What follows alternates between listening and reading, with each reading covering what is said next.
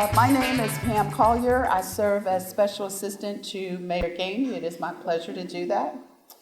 It is also my pleasure to welcome you today to the Title IX event, this time Building a Brighter Future.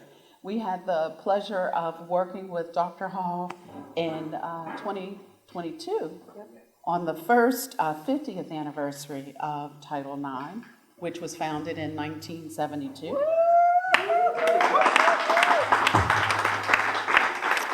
And then we returned a year later to keep the discussion going with where are we going? And now we're returning for our third installment. So give her a hand. We recognize that great strides have been made, but there's still work to be done, right, ladies? So by continuing, and gentlemen, because we have advocates in the room, thank you. So by continuing these discussions, we keep Title IX in the forefront, and we will continue to shine a light on the benefits that we see from Title IX as well into the future and ensure women continue to prosper. I want to thank you again all for joining us today, and at this time, it is my extreme honor and pleasure to welcome Mayor Ed Gainey to the stage.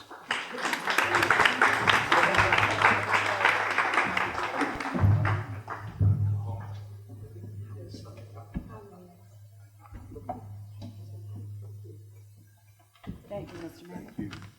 Can we give a round of applause for Dr. Hall?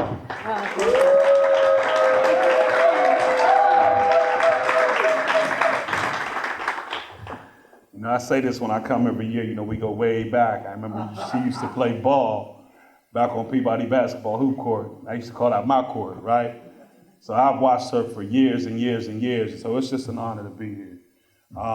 It's an honor to always recognize Title IX for the accomplishments that it has achieved throughout time. And I think now, more than ever, because I just want to talk about something that I've been discussing lately. And I want to use the WNBA if y'all don't mind. I used to watch the WNBA, and I used to watch just because I'm a basketball fanatic. So when it was on TV, it was something for me to watch. But in the last 2 years, I didn't watch it, I watched it intently. I watched the skills and how the skills have been developed. I watched just how far women basketball has come. And I probably, without question, watched the WNBA more than I watched the NBA. And the reason being is because I see passion in that commercialism. I see people that's really out there trying to make a difference. And it means a lot to be able to see that because it speaks about the devotion of where they brought the sport from. And when I think back to what the title is today, Building a Better Future, it's amazing how it takes time to change culture. I was just talking to some people when I came in there about changing culture. And culture change takes time. And sometimes we forget about the women that came before the women that are playing in a WNBA right now. And how much they had to sacrifice. And how much they had to give for the WNBA to be where it is right now. In order for a brighter future to happen, someone had to pay the price. Someone had to sacrifice. Someone had to use blood, sweat, and tears in order for us to get to where we are today. And so to every woman in the WNBA that has helped to get to where it is today, I just personally want to say thank you because what you delivered is a product that is worth paying for.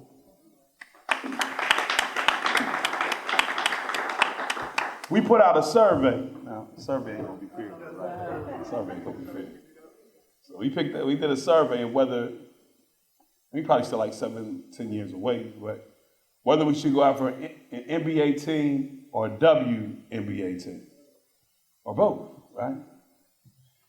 So I don't know the results of the survey yet. I don't know the results of the survey. If I did, I could have shared anyway. Here's what I told my Sports and Exhibition Authority. I don't know if the survey's going to be slanted. And they said, why? That's because we started this about three years ago before Kaylin and Angela came on the scene. And so now, where people may have said NBA back then, I'm wondering if they had the opportunity to redo the survey, would they say WNBA? I don't know if that, I don't know about it. But here's why that is so important. Because there's no question that the WNBA is on the verge of elevation. There's no question when we talk about women's volleyball at the University of Pittsburgh is growing. There's no question when we talk about athletics such as soccer, women's soccer is growing. And what I share with you is that it's also great for the economy. And what I've told my people at SEA, which is the Sports and Exhibition Authority, is don't devalue, but up the value. Because a lot of times when I hear that these athletes are making $75,000 when people in the NBA are making millions of dollars, that's a disservice and a discredit to the foundation on which we stand on. And so I'm hoping that we don't devalue, but we increase the value by understanding just how significant women's sports is.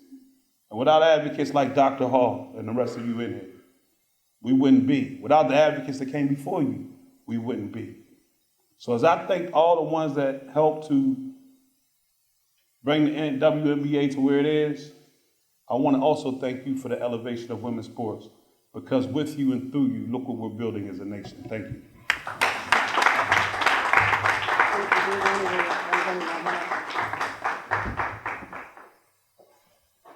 It's my turn.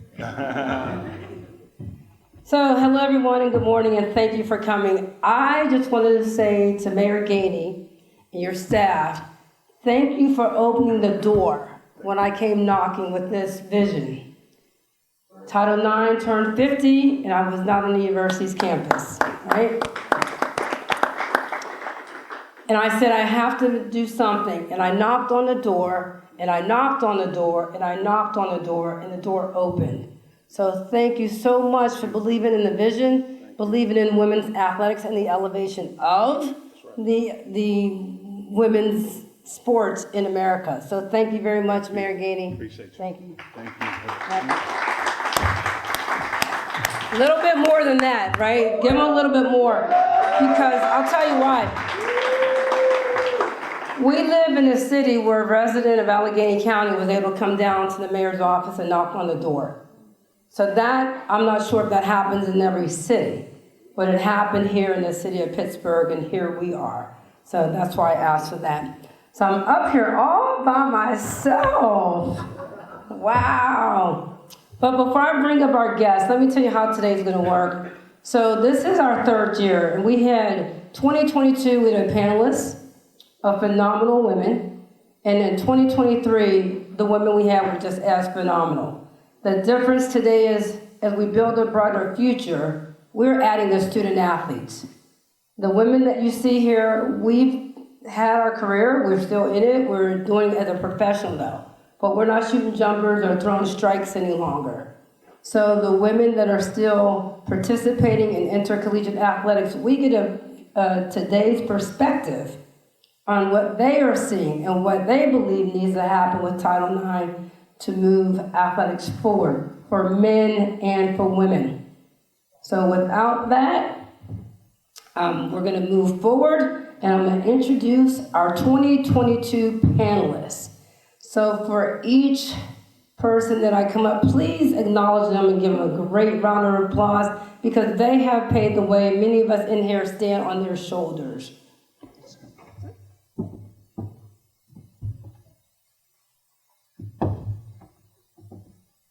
Still flexible.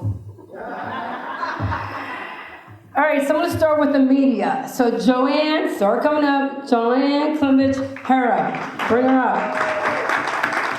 So Joanne is a reporter for the Trib Live. She's been working there for 26 years. She is such an advocate for women's athletics, a Greenfield resident, and a 22 panelist for our Title IX and 50. Joanne Klimich-Hera. Next, 40 plus years of women's athletics at the University of Pittsburgh. trailblazer, legendary mentor, mentee, Miss Legendary Donna Sam, University of Pittsburgh.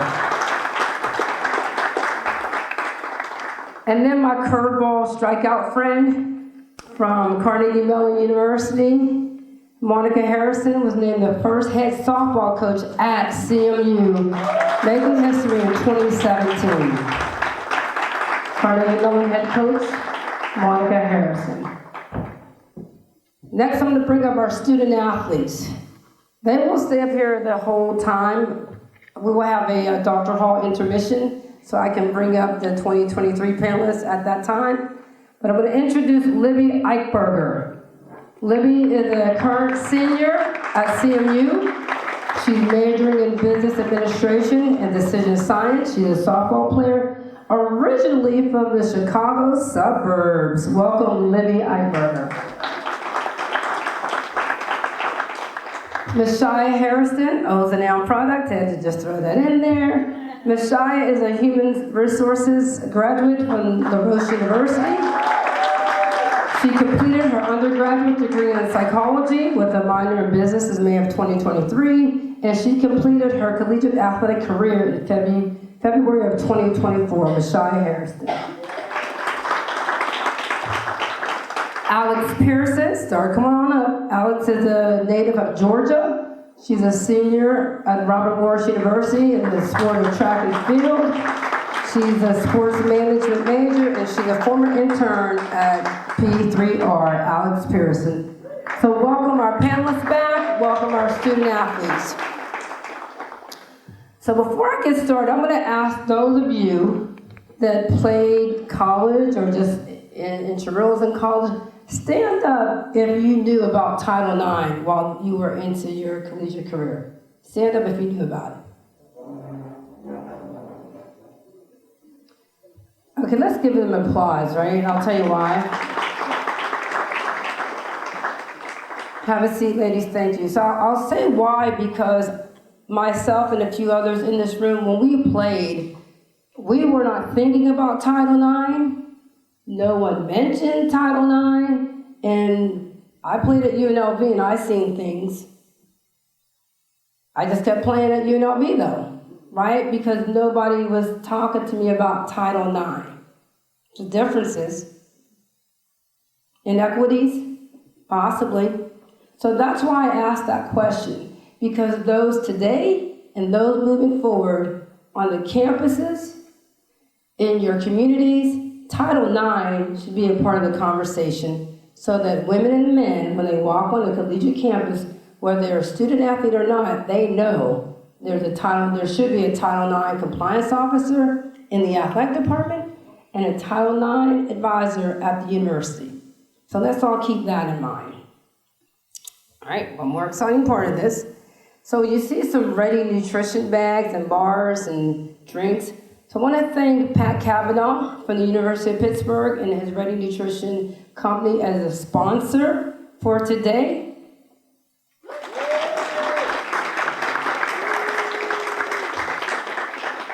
Also, Eaton Park believed in the vision when I came knocking on their corporate door, and they are also a sponsor of today, so we want to thank Eaton Park.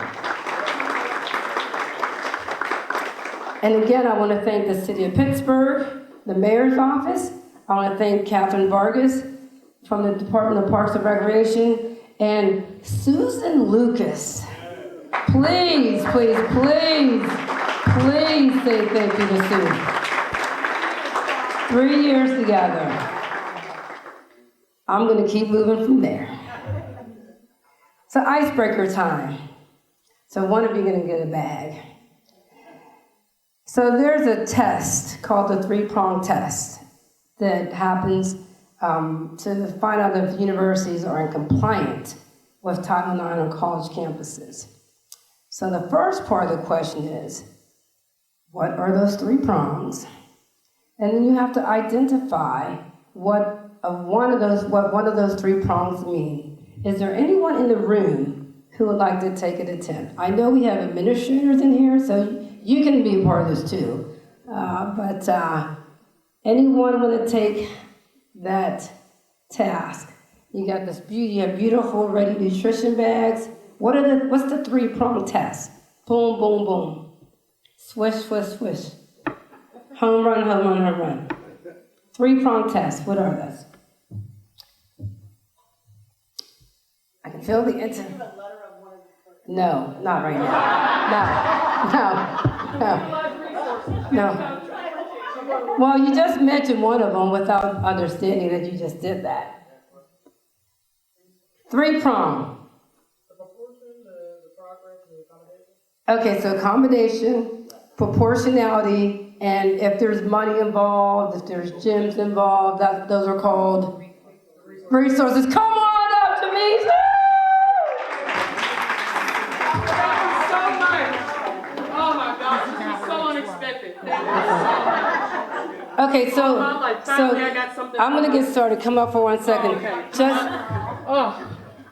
Thank you. So Jamise played high school and college basketball. Just briefly, tell us where you played high school and where you played college. I played at Winchester Thurston. Winchester Thurston. You have to say it like that. It's a requirement. And then I played at Shepherd University, and then I went overseas and played in Nottingham, England. And now I'm a narc. All my non-athletic regular people. Today I am the executive director of Moonshot Museum, which is an aerospace museum here in Pittsburgh. Keep going? Okay. I am the first Black executive director of a space museum in the world focused on career readiness. And I'm the first Black executive director in the state of Pennsylvania of any type of space museum. Proud Pittsburgh product. Thank you. Dr. Hall is amazing. Thank you. Coach Bruce was my coach for AAU. All right, I'm getting up the stage. Okay, I gotta be careful who I bring up to the mic. I don't think so. I played with Rita. I played with Rita. I got you, girl. I played with Rita. Oh my God. And I'm a doctor. Yeah.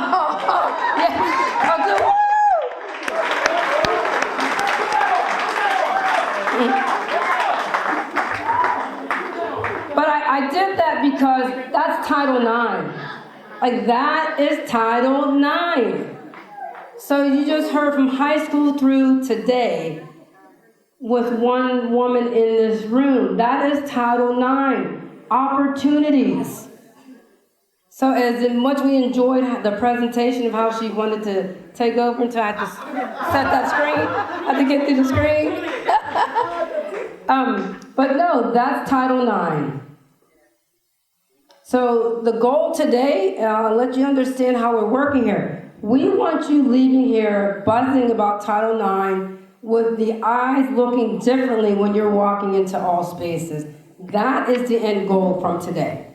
So with that, we're gonna move back over here and clap it up for our panelists because it's time to get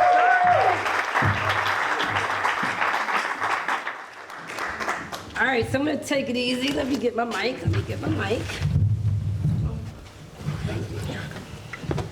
So welcome back to our 2022 panelists. Thank you very much for being here again. So Donna, I'm going to start with you, okay? So how does Title IX help create an equitable landscape between women and men's sports programs? Okay. Use the mic. Thank you. It's a good question. And before I jump into that, there are two things I want to say. First of all, I want to say that I'm imagining that the majority of people in this room come from a sports background, have participated in sports, and so we don't have to tell you what the benefits are to participating in sports. In 2022, when Title IX celebrated 50 years, I got a lot of calls to do interviews because I was a college athlete before Title IX, when it passed, after Title IX. I coached and was an administrator at Pitt all that time afterwards. So I had a lot of experience with it. And I thought about things for those interviews that I hadn't thought about for a very long time.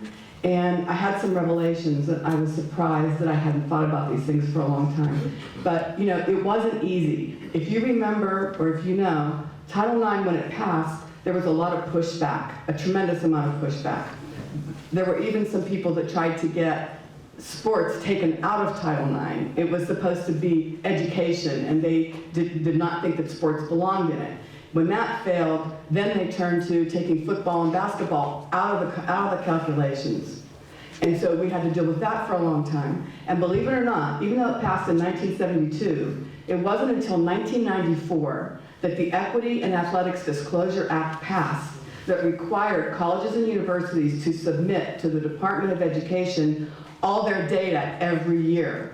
And that is when people really started taking the requirements of Title IX seriously, which is not to say that we didn't have allies, and it's not to say that schools weren't trying to do the right thing, but it just took it up a whole level. During that time, when I was an athlete and I was coaching and I was working in administration, there were some rough days, and I can't say that I didn't love it. I loved the challenge, but there were some rough days. But the revelations that I had were, I looked back on my sports participation and I realized that, in some ways, the people who supported me and the people who did not, both of them made me stronger.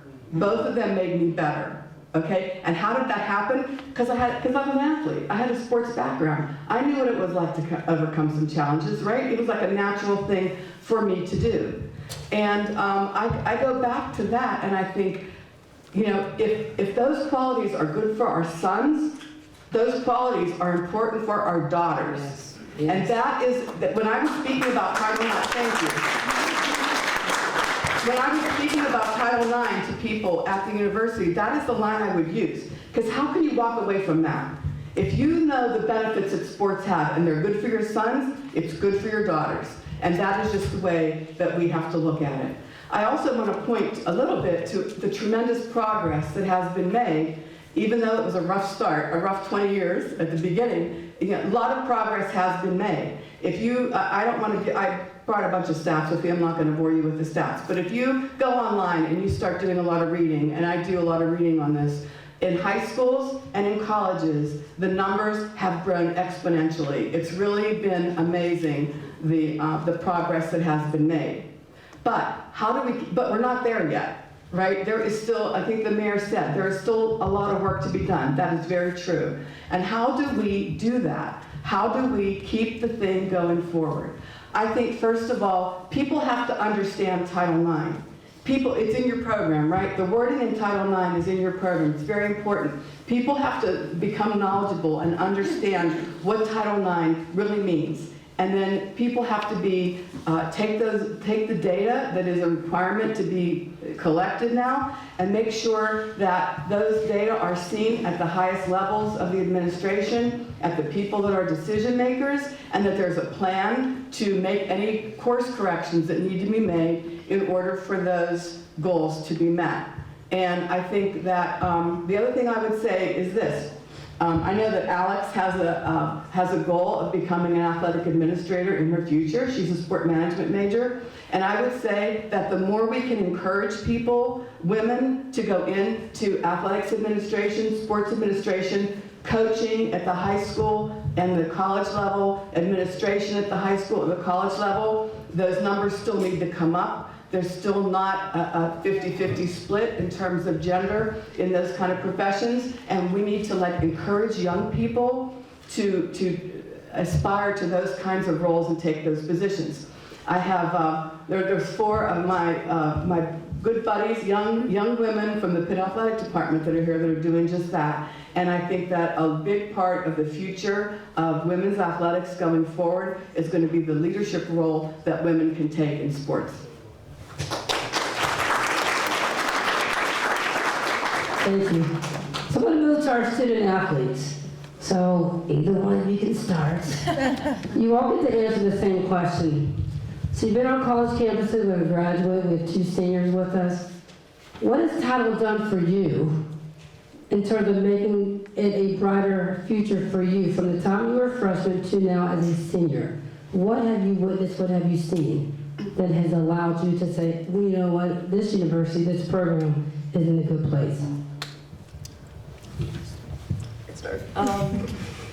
So I'll get into college in just a second, but I'll jump back to high school too, because where I came from in Georgia, like Title IX was like a really, really big role there. So I went to a private school when I started out, but like you could really see it in like the facilities and everything else, and how often and well funded your coaching staffs were and your weight room was. And it's like when you would usually see it, or when you would think about it, just you'd be like, oh, it's only the guys who are in there. It's only the guys who do this, like basketball, football, baseball. Like those are the only schools or teams you see getting support. But when I came from, like within high school, like no, the women's sports were out there, sometimes even outperforming the dudes, and just out there like really pushing it forward. And you would see people in the stands, you would see people like come to those games, the like training staff, everything was like up to the highest degree.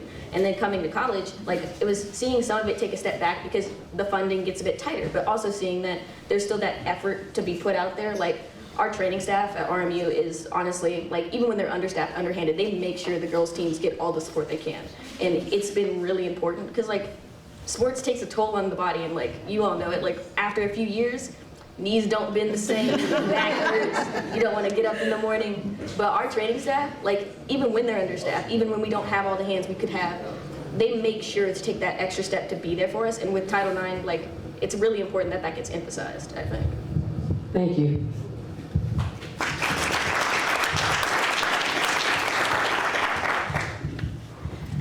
I think in that aspect, I'm going to go with the support side of things, coming from LaRoche University. With us, I think that all the coaches are very encouraging when it comes to support with one another within the sports side. I think since it's a smaller school, so most of the students play sports. So I think that being able to have coaches encouraging you to go to different games or help out other sports, do things like that. And I think it's more of a family-oriented school. So it was just a lot of just togetherness, I think. And I think that is what I saw from the Title IX aspect, just with both men and women's sports. Thank you for that.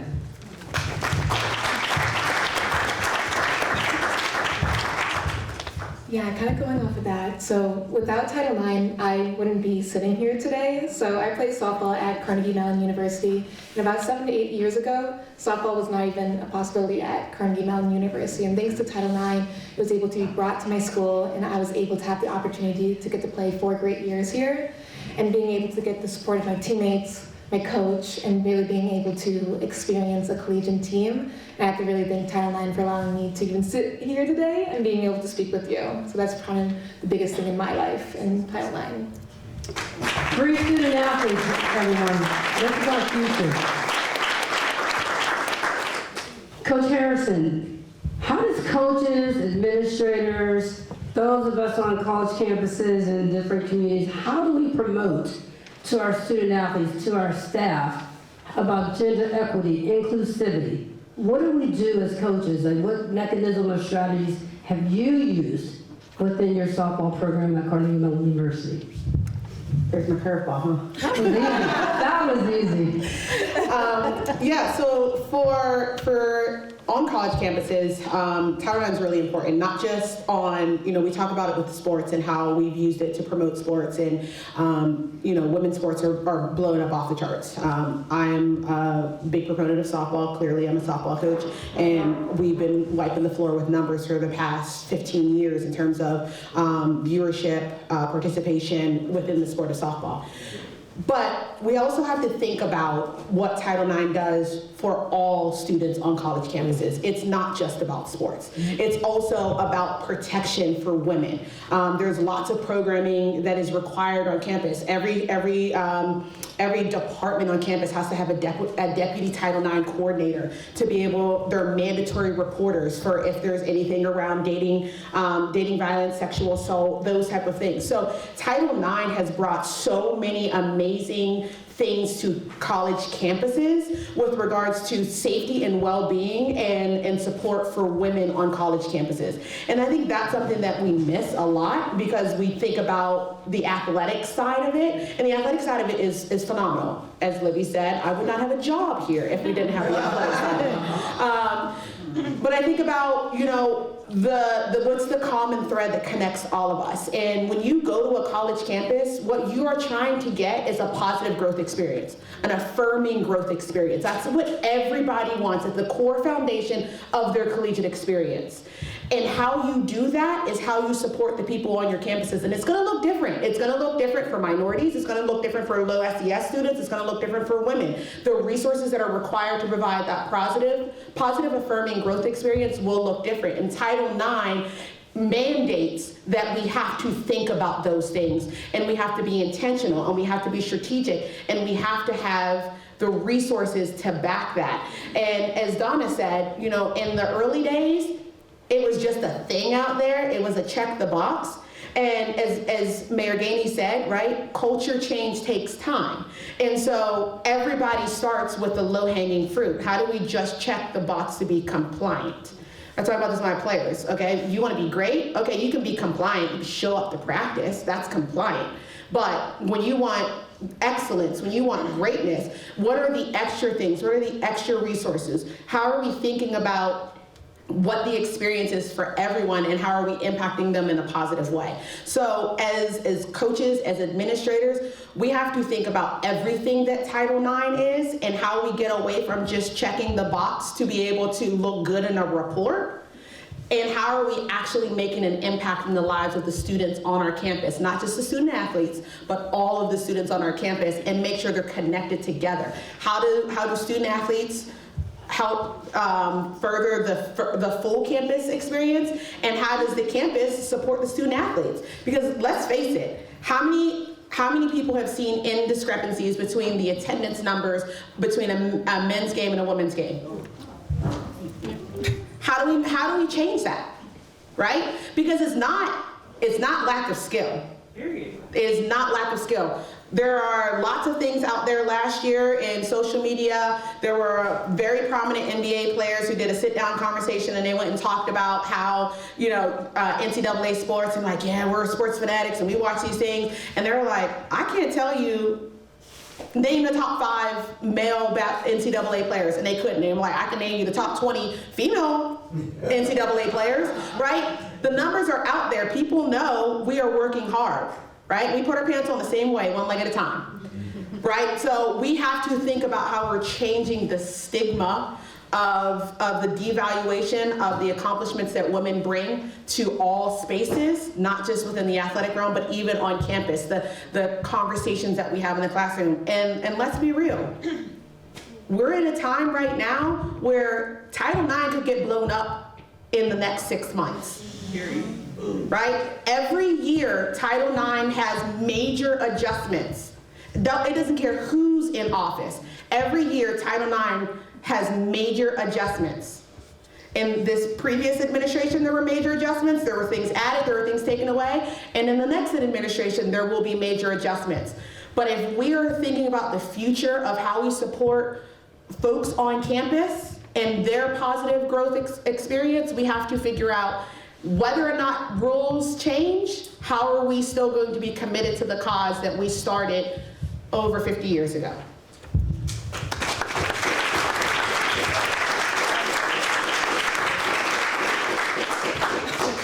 I want us all to meet this moment. Like, meet this moment that we have right now. Because we're talking about the mindset, we're talking about the opportunity to be sustainable, and we're talking about an opportunity to be impactful and influence change, one person at a time. So we do have call to action, but for the coach and me, I need to throw one up now. I need you all to think about, how are you going to meet this moment? Like, how are you meeting the moment now? Are you truly checked in to where we are at this moment? Are you present? Because the mindset has to shift for us to be sustainable, and for all of us, men, women, boys, girls, adults, seniors. Sustainability. And we are all responsible for that. And another responsibility lies in the media. Like I went back to that. When she's done. I'm happy to use your mic. Yeah, I got her. She has mine. So the media, right? So meeting the moment, So the media is here today. That is Title IX. The media is here today. They're meeting the moment. So Joanne, you've been writing for a long time. You've been in sports, you've been in news. What is the responsibility for the media to help all of us brighten Title IX as we move forward into the future? Thanks, Karen. These two are, well, the student athletes and the other two panelists are kind of a tough act to follow. But the way I see it, and the reason I do what I do is everyone up here and everyone out there has a story. And it's my job to find those stories. And it's also my job to talk to an editor about making sure that I get to tell the story. Because I don't have that decision-making power, but I know who does. And so it's important for me to meet with my editor. We meet every week, which is, I don't know that all the reporters at the paper do that, but my editor is a big believer in that. And, you know, we go back and forth about what's a good story, what I should write about, what should we cover. So today, and one of my colleagues is here, Dave Mackel, and I talked to the sports editor who handles this particular part where this story would run on our website or in a newspaper. And I talked to him about it, and he believed in it. And he sent one of my colleagues here to cover it. So a lot of it is communication. A lot of it is you coming to the media and letting us know what's happening, because, you know, we know a lot of things that are happening, but we don't know everything that's happening. And even if the particular story that you're pitching to us doesn't get told, maybe there's another story from it, or maybe there's you know, another way to tell the story. I think, you know, a lot of times people might be, I don't know if afraid is the right term, but like to come to the media and say, hey, we should cover this Title IX event, this is a great event. Well, when you know, anyone that knows Karen she is on it. Like, she's sending me a text, she's sending me an email, she's calling me, did you talk to your editor, did you talk to your editor, talk to your editor? You know, and that's how you get things done. I mean, I never saw her play, but I can imagine that's how she was on the court. Like you know, going to her teammates saying, look, we need to get this done. Like, we need a W up there. And today she got a W because this is going to be on triblive.com. Other people are going to see it. And the other thing is to share it. You know, a lot of times, like, I can write the story and I can post it on my social media pages, but I need all of you to share it, because you have friends that maybe are not my friends. And then the more people get to see the story, more people get to read about what's going on with women's sports. And I know that we talked about that it's not just about sports, but you know, whatever's going on. And that's another thing too, like, if you want to pitch a story, it doesn't have to be a sports story. It can be another type of, you know, let's support women in this way, whether it's a different kind of venture, because you know, it all, like, every story can have an impact.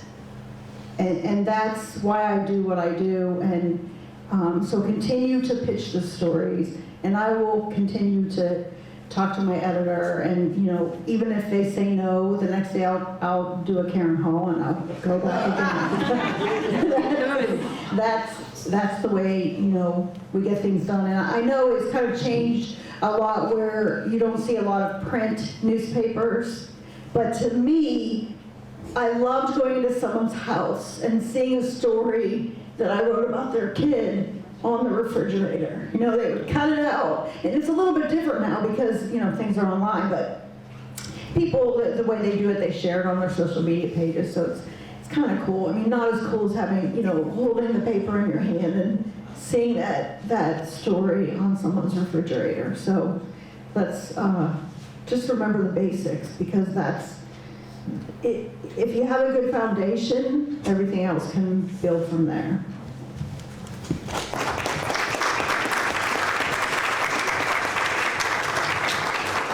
You're tuned in. Thoughts are going through your mind right now. So we want to hear from you. Can you talk about what's happening as you're meeting this moment in here? Maybe share an experience that you had that today it popped, oh, that was a moment for the world to get better because I had to experience this. Or that I was able to step up and be the change. Anyone willing to share? 5, 4, 3, 2. There we go. Okay, good. Right in the middle. Name? Sure. Hi, I'm Anna K. Yagubian. I'm with United Way of Southwestern Pennsylvania. Is the mic not on? It's on here. Oh, is it on? Okay. All right. I'm loud, so I can't. But I will just say that one of the experiences I've had as a parent is that my son participated in Taekwondo. And it was one of the few co-ed sports that I've seen and because I didn't do sports as a kid.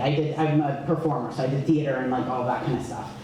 But watching older girls talk to younger boys and instruct them on what to do, seeing that happen was one of the few times where I realized how important and what an equalizer. I worked in women and girls equity work for most of my career, but seeing that was like a real life experience of, I wish there was more of this. And I feel like Title IX is one of the few opportunities that there is to, codified or if I don't know if that's the right word, but in law, that is making some of those things happen because those young boys were looking up to those older girls as authority figures, right? And it's one of the few times where it's like they weren't separated, so they had to look to that person because they had to give them permission to finish their test to get their belt, right? So for me, I think it made me realize as somebody who didn't do sports, the kinds of important values and things that can come from participating in some of those things. And I work in education, supporting educational organizations. And so equity is a really critical piece of that. And so with talk of potentially the federal Department of Education being gutted in the next coming years, and your mention of the data that is fed to that organization being holding people accountable for this, do you think that we've come far enough for that to be something that still happens regardless of that data being reported, or do you think that that could have a major effect on things taking a step backward? I'm going to ask Donna to share that. I think that the EADA report is vital. So, with every cell in my body, I'm trusting that that is going to stay in place. But having said that, there are other things that we can all do to continue to support that because we're in a moment right now and we can't let this moment go by, right? Women's sports are in a moment right now and the light is finally going on. And now is the time, like I said, to try to get as many women as possible into sports administration, high school, and college. I also would like to mention, let's not forget youth sports. Because youth sports is so important. I mean, it's the pipeline, right? It's the pipeline for middle school and high school and then college sports. And I've been reading a lot of research. I like to do a lot of homework before I come here, Karen, because I want to make sure I'm on my toes. But I read some research that talked about these benefits I was talking about what you gain from participating in sports. You can gain those benefits whether or not you're a star player. It has nothing to do with that. Whether or not you're a college player, it has nothing to do with that. Even in age group sports, those lessons are being learned by young children, and it's building and building as they get older. So the participation in youth sports is very important, and there are also a lot of barriers in youth sports, right? A lot of youth sports, parents have to pay for. And a lot of times, parents cannot pay for those youth sports. With the youth sports, there's a lot of travel involved. No one's providing a van to take students to those events. Parents have to cover that, and sometimes that is difficult. I know from experience with my grandkids, sometimes it's hard to find coaches. Sometimes one of the kids, their soccer season was canceled because the league didn't have enough coaches involved. And who's training the coaches? And who's making sure that the coaches see themselves as educators as well as sport coaches with youth. That is so important. So even though, like, my experience is the college level stuff, I mean, I am really thinking hard about youth sports and the impact it can have for these young people, and then those children grow up to participate in middle school, participate in high school, and participate in college, and it's just a building block for the whole thing. So I would say that that's one other way that we can all kind of support the effort. And I would just like to add to your question, and adding on to what Donna said, I don't know if you know, but there's a statistic out there that 92% of C-suite women, CEOs, participated in athletics in high school or college. Is that why I'm not a CEO? Sounding statistics. So, and you know, it's something I think about. Before I was a softball coach, I worked 8 years on Wall Street, and I think about some of the things and the barriers that women face when they're in business, and the resilience, the grit, the perseverance that it takes to continue to break down the glass ceiling within a business. Some people haven't learned that. You learn that on the field. There's a winner and a loser every game you play, unless you play soccer. Right, you can end in a tie. But there's a winner and a loser, right? And you have to be able to take that and take that L and move forward and figure out how to still put one foot in front of the other the next day, right? When we think about what's next and how we keep things going, even if EADAs are not important, it's incumbent upon us to go to, sorry, Mayor Gainey, I'm gonna throw it in your court, to our cities and say, where are you backing the resources, right? For youth sports, you gotta have fields for us. You got to be able to have abilities for us to participate. Going to our professional organizations. Major League Baseball has a Rebuilding Baseball in Inner Cities, RBI program with every Major League ball club, 30 clubs. The Pirates have one. That's how I started playing softball. That's the only way I played softball. And it's free for city residents to be able to play. How do we make sure we're having more RBI opportunities for people to play baseball and softball within the sport? We have to think about what we're doing, and I will tell you, being a coach and this younger generation, they're firecrackers. They're not going to let the mantle fall. It will not happen. They have gotten the taste of the resources. They have gotten the taste of the exposure. They're not going to let somebody just take it away from them. So they can try if they want by not mandating it. The next generation is going to say, well, I still demand my access. I still demand my resources.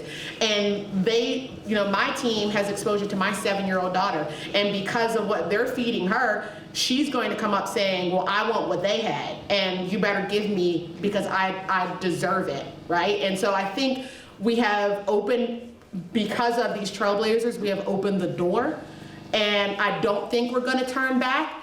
I do think it could be a slower trickle effect in terms of what gets offered, and that's something that I'm always cognizant about with the landscape of NCAA and NIL and the collectives and how much money goes to the men versus the women without having guardrails.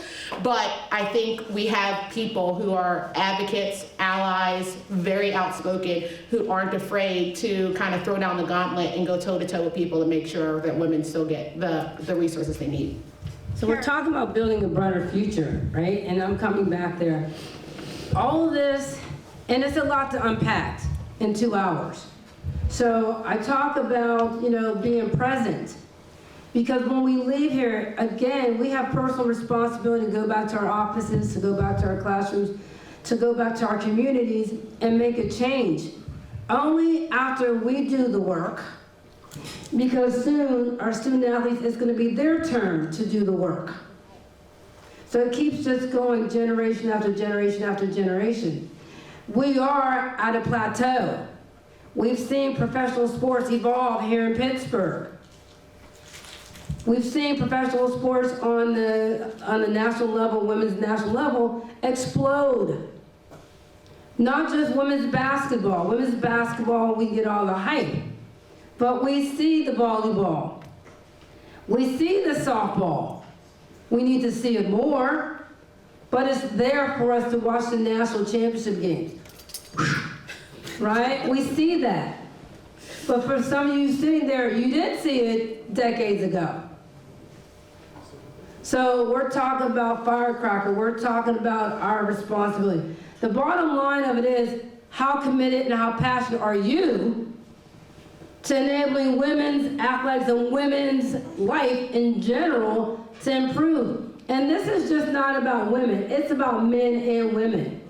We need to shift where the purse strings are both for the men and the women of the ownership of these teams. The WNBA, you read articles, it looks really great, but a recent article said the owner's like, hey, when are we gonna get our return? That's a red flag, because now they're talking about their money. So when we hear WNBAers talking about they want more money, I think, oh dear Lord, somebody tell them we don't have the purse.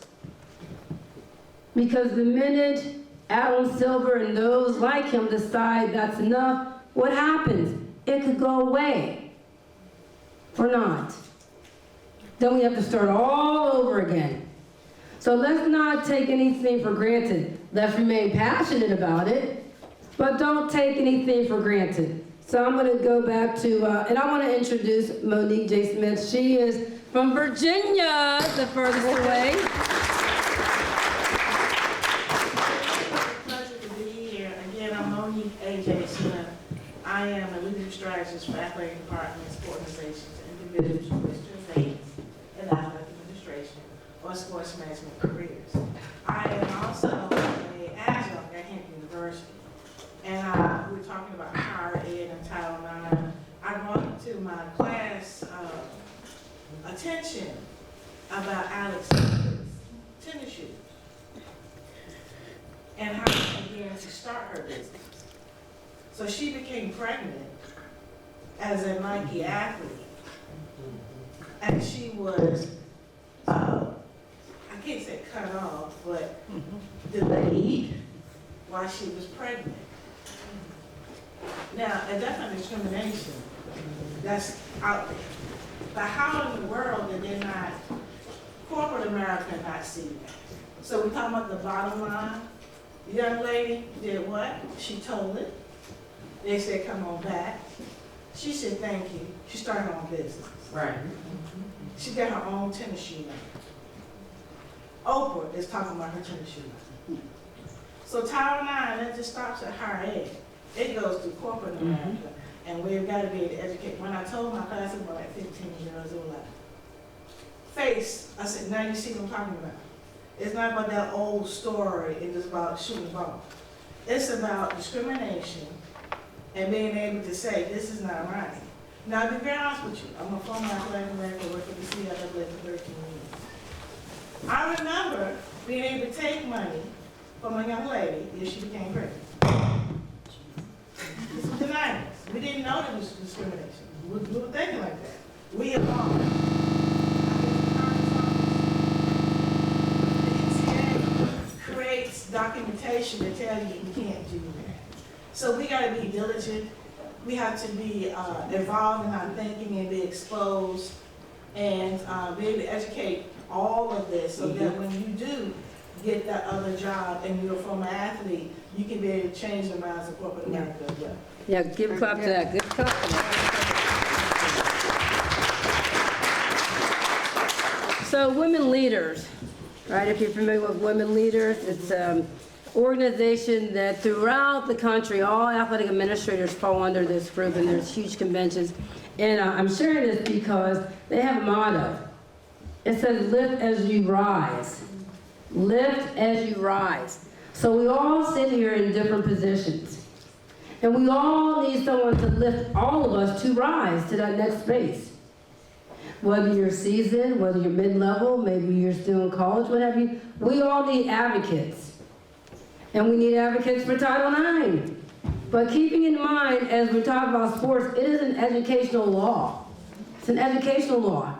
But it filtered down because pre-Title IX, they couldn't cross half court in the game that I love.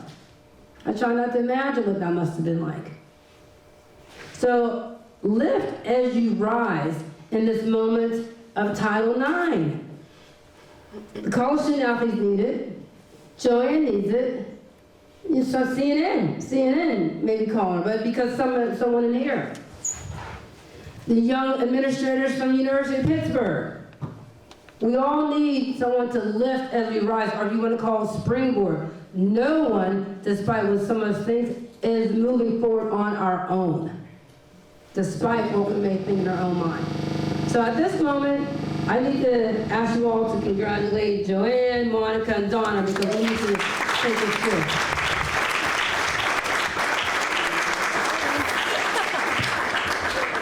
You will see them again, so they're only switching. I'm going to introduce at this time our 2023 panelists.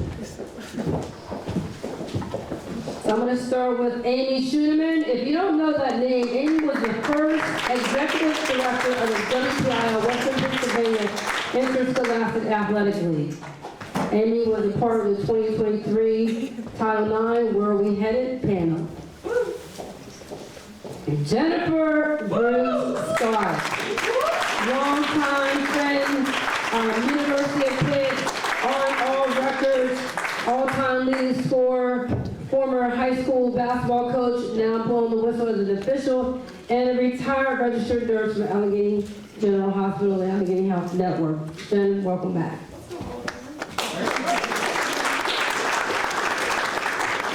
And Kevin here, Tinsley, come on up here. Women and Girls Foundation takes a different spin on Title IX, which, you know, as you've heard from Monica, Joanne, and Donna, that we all come from different paths.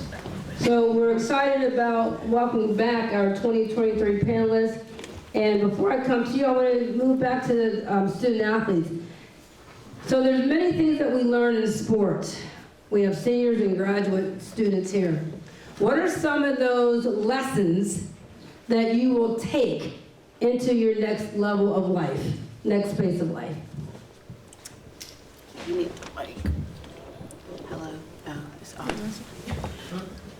It's So this is sports. We make adjustments, right? We just make adjustments. This is that one, right? Yeah. Okay. Hello. Okay. So I would say playing sports and going to school, you learn a lot. You have to be disciplined. You have to learn time management. Like, you have to do a bunch of things. So I think that the things that I've learned that I'll take with me, definitely time management. Had to juggle school, basketball, and then I was working a part-time job as well. It was hard. I think outside of time management, you have to be disciplined. Like they talked about before, being able to just, sorry, I'm having a, goodness, 1 second.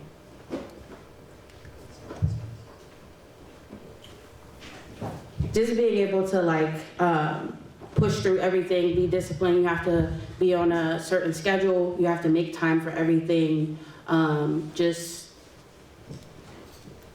You learn things like teamwork, leadership, things like that. I think that those are very important things. Whenever you get into like captain roles, you're learning different things about leadership. You have to be able to communicate with both your team and a coach. You have to be able to talk to your team on a teammate level, but also be able to guide them to do different things. I think that a lot of those things I would definitely take with me, especially the leadership piece, and being able to just work with like a team and be able to put together things as a team, because everyone is different. Everyone comes from different backgrounds, different things like that. So you have to all be able to mesh together to be able to do what you're able to do on the court when.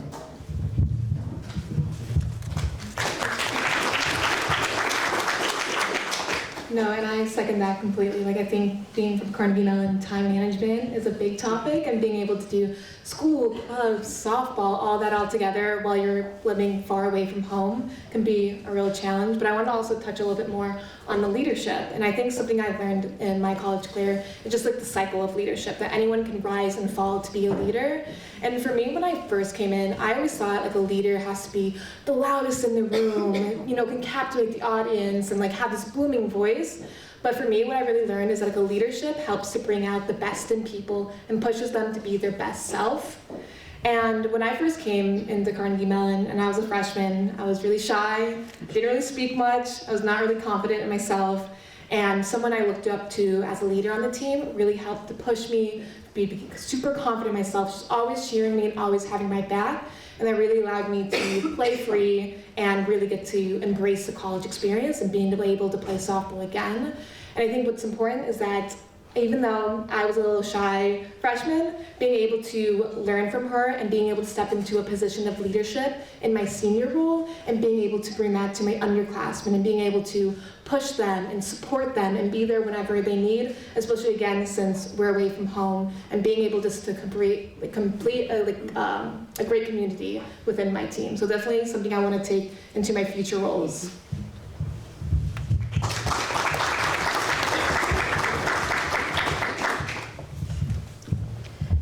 So I think being a student athlete has taught me like 3 main things. It's being your biggest advocate. Like, no one's gonna stand up for you if you don't stand up for you first. So you have to make sure you're willing to do that. So if you want more people at your games, tell people about your games. Sometimes they just genuinely don't know. Go out there and say, hey, you wanna come to this? Be your team. Go, if you wanna support other teams, go to the women's soccer games, go to the women's basketball games. They want people there too, and if people start going, then more people start going because everyone sees it's a good time. The second thing is probably really knowing your limits, because you're no good to anyone if you can't fully produce to the top of your ability. If you can't do it, be willing to say, I can't get to that right now. I will be willing to help you in the future. Being active and honest about what you can and can't do for people is really, really important. And the final thing is always just being open to listen, because I feel like growing up, like especially in athletics, it's often taught that you really shouldn't be needing any help. You're the athlete. You already have everything figured out. That's why you're doing all of this. That's why you can do the extra things. But being understanding and knowing that some people just need a listening ear, some people just need advice, some people need someone to go talk to when they need to talk to somebody. Being open and available for that is really, really important as an athlete, as a captain, as an older person. Like in the sport, that's just, those are the main 3 lessons, just having those people and being willing to be that person for someone else.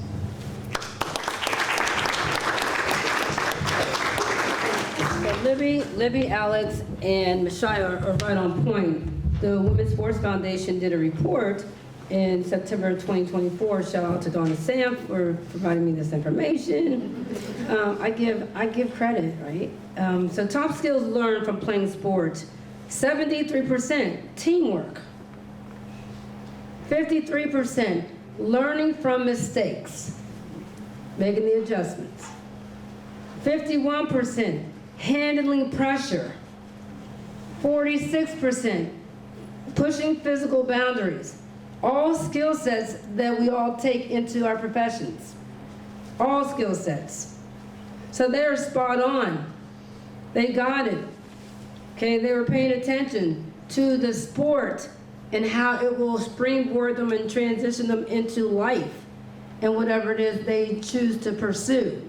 So Jennifer, I'm coming straight to you because you pursued coaching, you pursued the medical field, you're now blowing the whistle. We're in a male-dominated area. Blowing this whistle, referee. What do you see? Because the WPIAL is going through changes with officiating. And I know we have other officials in here as well. So talk about your experience in the role as transitioning from a medical person, retired now, able to go full-time into officiating. Before I, I'll share. On? Yeah. Before I get started, remind me of that question because I'm getting a little older because I forget things. That's why I brought my notes. On a lighter side, I brought my notes. I told Karen, I was trying to act like this was going to be like The View. Are you guys familiar with The View? Because Karen, we had our meeting on Zoom. She wanted us to have some walk-up music. I'm really bummed that we couldn't walk up to some music today. That was my big thing. But first of all, I want to give a shout out to Karen. I want to say how she's so passionate about this that she makes you do some homework, right? I'm not even gonna go to these notes right now, but she makes you do your homework and she will continue to do this. So I just want to thank you again. I love coming here. I just love coming here. It's my second year and I learned so much when I come from that panel up here and these 2 ladies right here. You know, I'm sort of like the athlete, now the official and the nurse. I learned so much when I come here. So thank you for inviting me again. Going back to your question, I think I remember it now. It's very tough out here. as a basketball official. Not only is it tough to officiate the game, let me go back a little bit. I learned to officiate this game because I played at a very high level, and I love my sport of basketball. It wasn't easy for me to step on the court as an official. All right, you want to know why? Because I was watching the play. I was watching, oh, that's a nice shot. Oh, yeah. So it was very hard for me to really get into the officiating part, and I got called out on it by my evaluators. Very much so. However, with that being said, I did everything my mentors told me to do. So I had some mentors in a basketball chapter, and they said, you got to go to camp, you got to look at plays, you got to read your rule book. I did all of that. So I was able to advance in the officiating world pretty quickly. I've been officiating 9 years. I was able to do 3 Whitfield championships and a state final. I love officiating right now.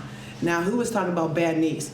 Bad knees, bad knees, all right? Total knee replacement in March. However, I'm back to officiating now.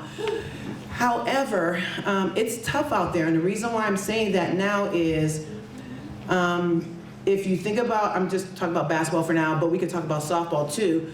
I'm not sure about the percentages of officials, female and male. I can tell you it's a male-dominated profession right now, officiating. However, if you turn on the TV, you are seeing women NFL officials.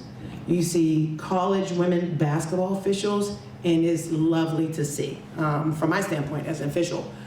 However, in Western Pennsylvania, we don't see a lot of African American officials, nor do we see a lot of women out there. What's driving me a little bit nuts in the WPIAL, the Western Pennsylvania side of athletics, is we will have championship games and there'll be 3 men on a female game. And we need to change that very quickly. I mean, if we can turn on the TV and see females on the men's game and women's game, why is that not happening in Western Pennsylvania? So that's a goal of mine. Talk about a call to action. We need some help with that. Yeah, I can't look at you now. You're right. You're right. Yeah. So that's what we're struggling with. And I think that a lot of female athletes, and here's, I'm being Karen Hall, I'm so sorry. Would you like to see, when you play, do you see male officials more than female officials? There it is, right? No? Right? Track. Track. Track. Yeah. So Okay. it's a little different, but sorry, we're sort of going off the key. Sorry. So with track, it's a little different because there are like, I'd say maybe 15 to like 20 that rotate throughout like an entire meet. It's rare that you see like female starters. So like people who shoot the gun. I think I've maybe seen 3 since competing in college. But when it comes to like field events, maybe every 2 meets you see someone who does the board or does the call for you as a woman, but it's nowhere near. It might be closer than other sports, but it's still not equal, if that's the question. So my question is, so the gun starter, why can't it be a female? I mean, I'm not discounting the education needed and all that because I know nothing about it, but why is that? The position people don't want to give up. That's It's like in a volleyball when you sit on top of the stand, that's what you made it.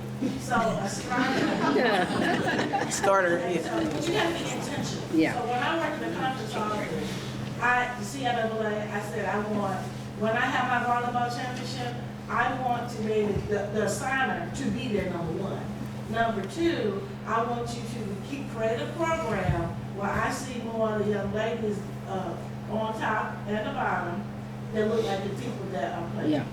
And I've been gone for 10 years. I went back like 5 years ago. You have to be intentional. Yeah.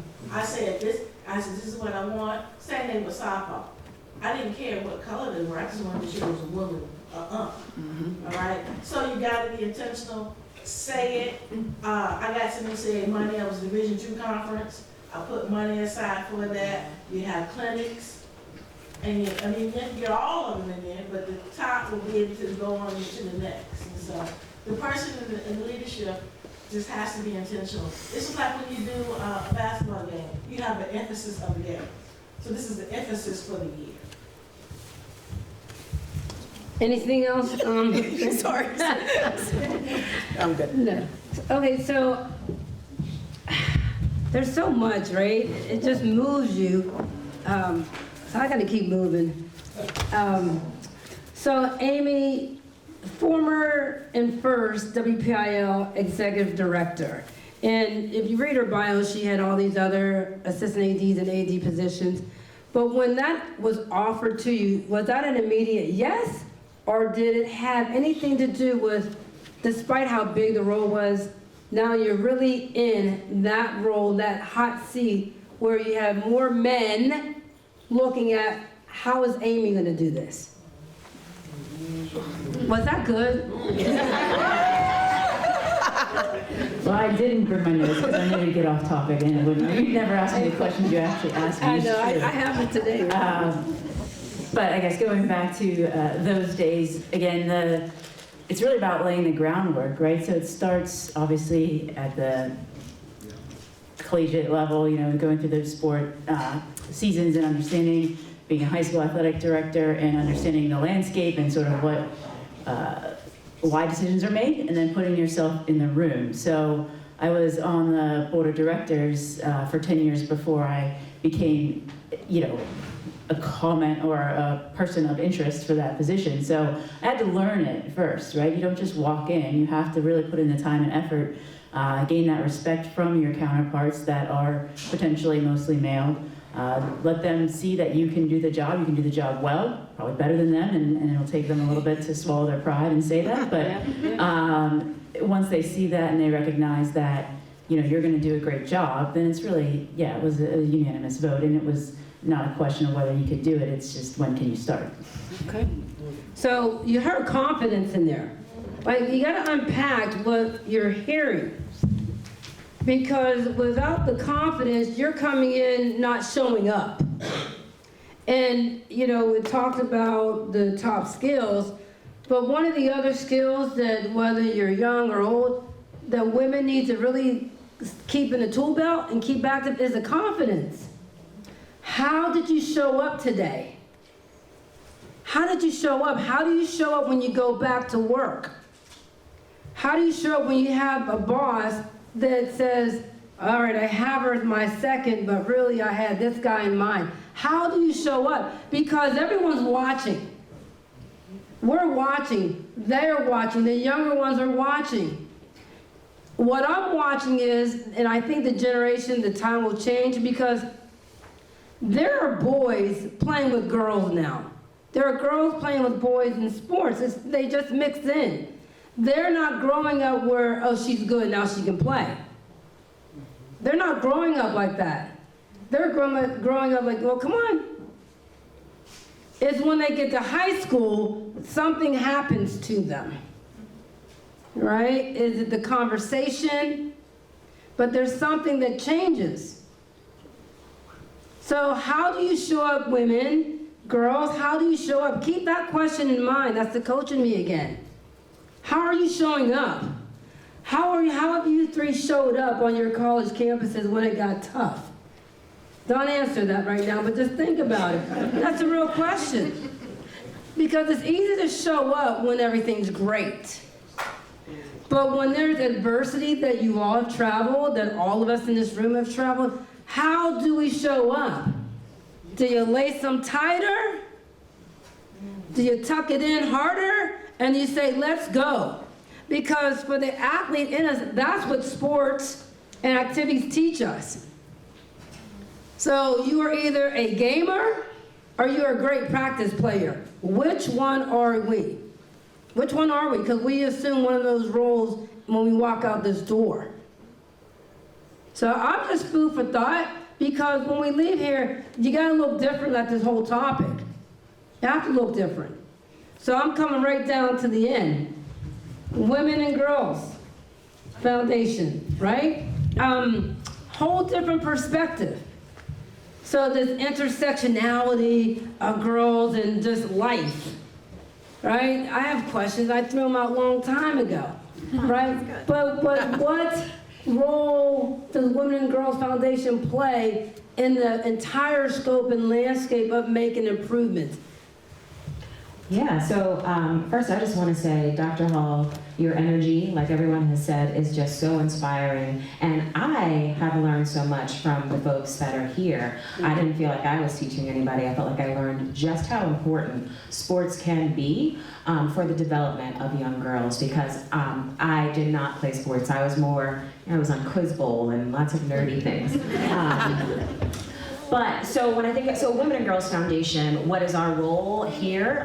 So we advocate to remove barriers that are going to be in the way of success for young girls and women at all walks of life.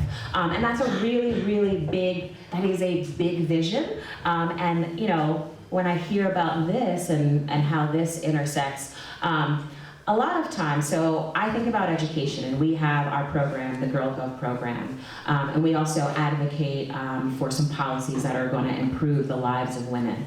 The policies that we advocate for are rooted in financial success. So I have some partners here from the YWCA. We work together to talk about pay equity in the Pay Equity Campaign. And I've heard all of those themes come through here, right? So what is the disparity between women and men in sports? It's actually much bigger than the disparities in the general workforce, right? So I'm thinking about, you know, the top basketball player only getting $300,000. I'm going to mess that up. I put my notes down. And then I think about the male counterparts getting 1.1 million or whatever that is. So right there is this glaring pay disparity that is happening. And what the Women and Girls Foundation does is make sure that we're always putting that, we are always talking about that, so that people don't forget that, and they don't forget to advocate for that to change. Now, it's not just about improving the lives of women. Women, we are in community with men and with our families. Women, we have to be able to make money to pay the bills, so it's really important that I get paid well, so that if I have a male partner, our household is well funded. So it's not just about me, or it's not just about women and girls, it's about our whole entire society. Also, when I think about Title IX and how it intersects with the Women and Girls Foundation and what we do, I think a lot about the fact that still today, our zip code, where you are born, determines your outcomes in life. It is going to determine how much you get paid. It's going to determine how much access you have to good health care.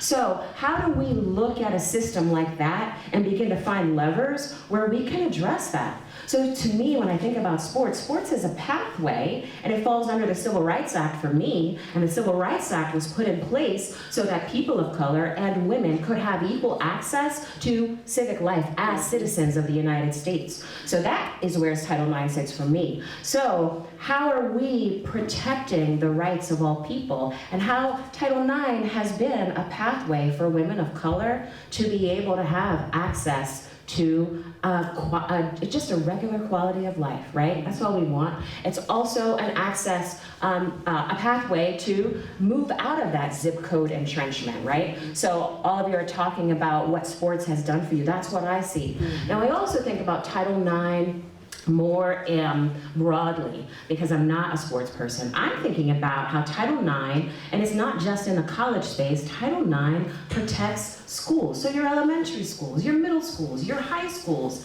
It protects the students that are going to school every single day. How are we making sure that Title IX is going to protect things like STEM education? So if you read in your brochure, Title IX protects all educational opportunities. So that is a tool that we have in our toolbox as parents, as people who are going to these institutions, to say, I deserve the same access to all educational opportunity, including sports. So yeah, those are some of my thoughts about why Title IX is important and how the Women and Girls Foundation and our work intersects with the importance of Title IX. That's huge. That's huge.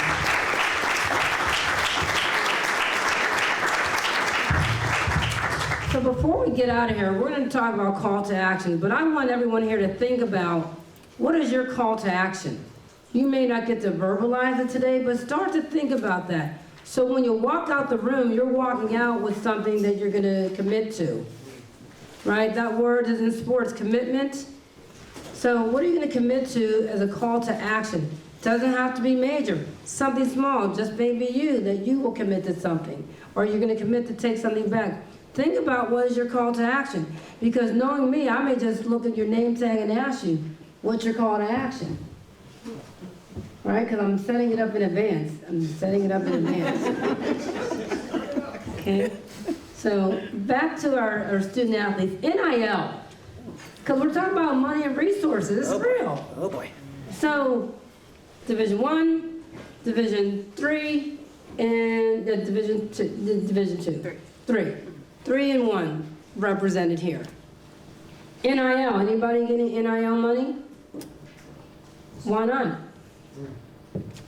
That's our money question. On my part personally, it's probably more of my personal outreach because it's there. There are available options and routes you can take. And actually, I take that back. I am getting NIL money, nowhere near like what? No, not that. A little something. It's a little like a pinch on the side, like an extra $40 to throw in the back pocket. Not can't complain about that. But a lot of it, because I do have teammates who are starting that campaign, and when it comes to at least women's sports, on the aspect, you have to be your biggest brand. You have to make it your brand. When it comes to the guys, the basketball, the football guys, when 247 puts that 5-star next to their name, they're done. It doesn't matter. They're the 5 stars, so therefore they're worth however much they're like they say they are. With us, you have to build that brand. You have to be well known. And sometimes, if you like post a pretty picture on Instagram, that'll do it. But it's all about just building your own self brand there for us in D1.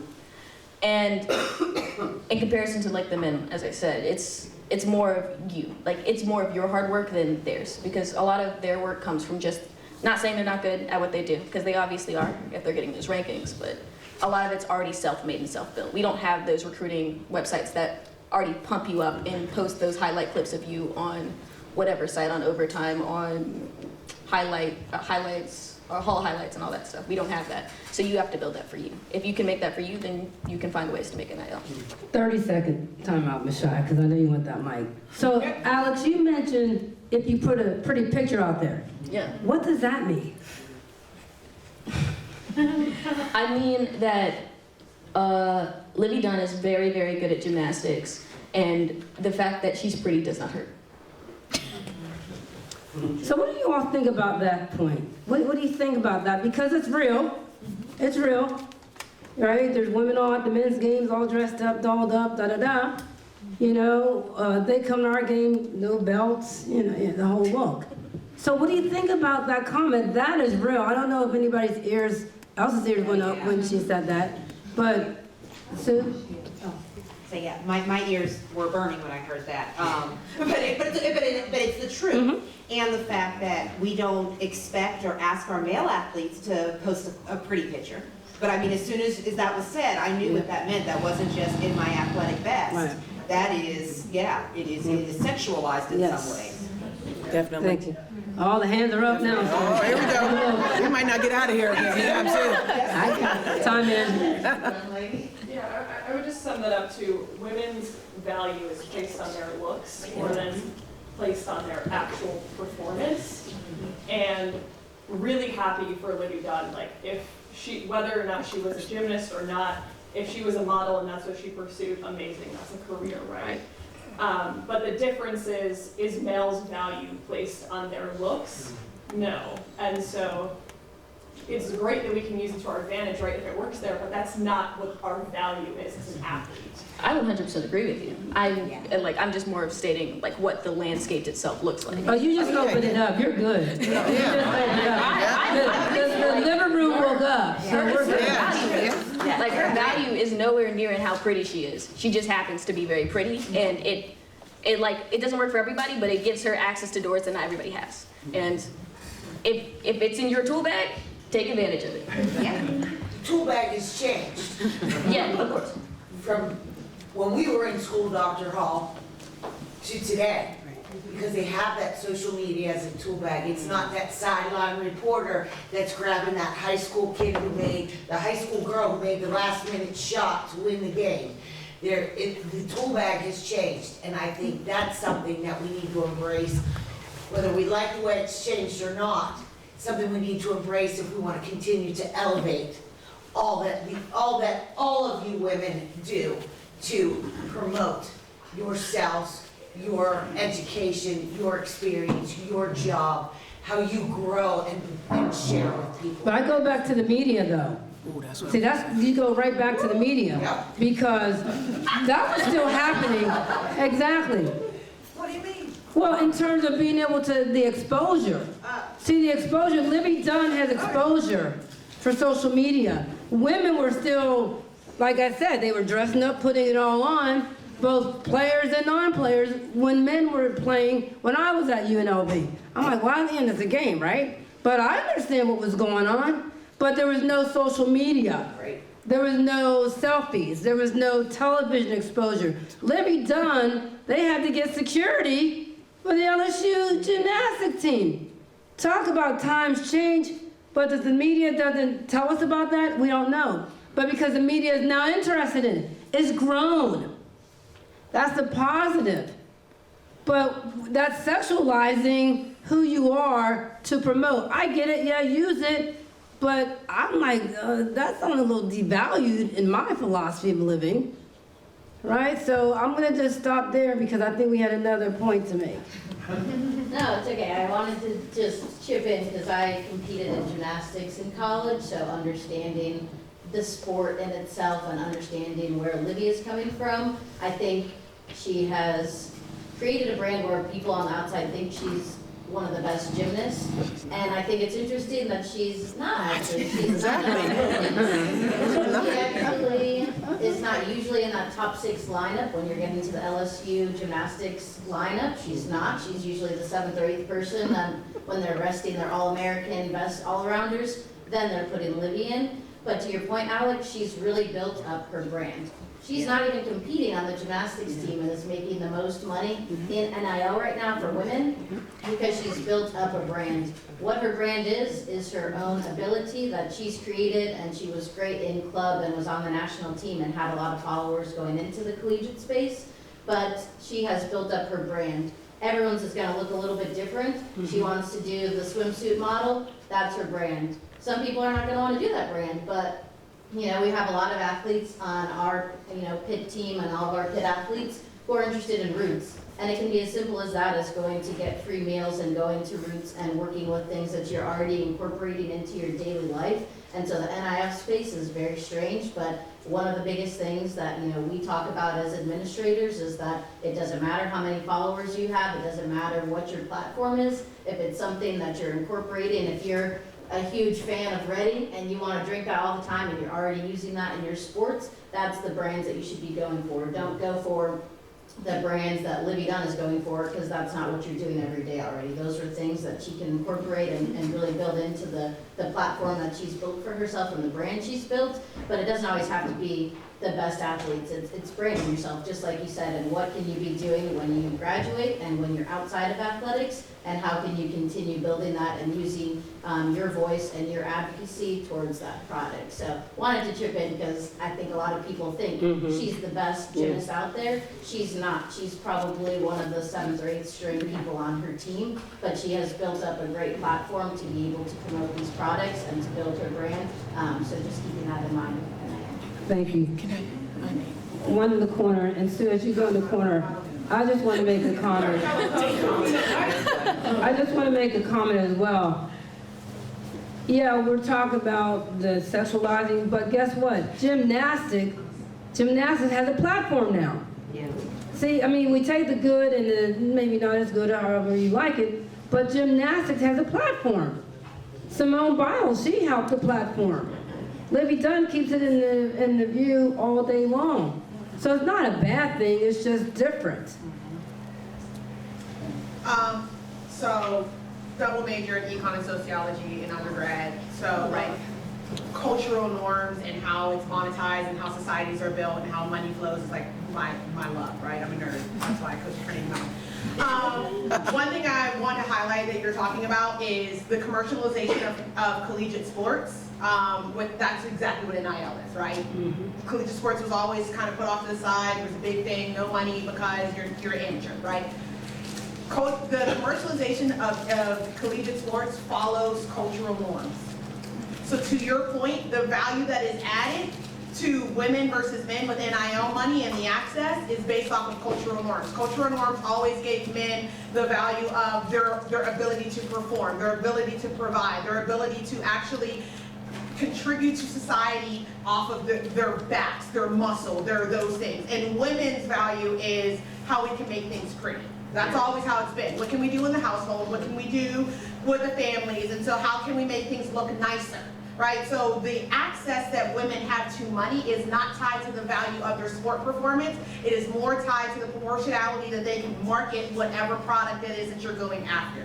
So be thoughtful about how we promote NIL. I believe that athletes should be paid. I do. Don't get me wrong.